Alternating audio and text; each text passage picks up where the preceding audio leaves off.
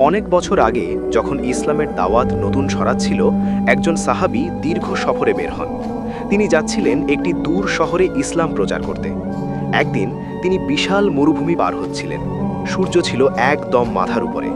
চারদিকে শুধু বালু আর বালু, গাছ নেই, পানি নেই, মানুষ নেই। ধীরে ধীরে তার কাছে থাকা পানি শেষ হয়ে গেল।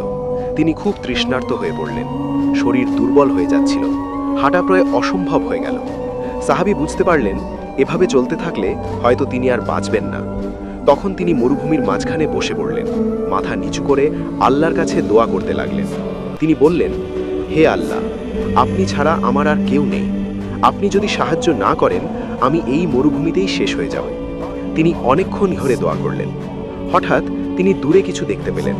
সূর্যের আলোয় মনে হচ্ছিল যেন একটি উট দাঁড়িয়ে আছে।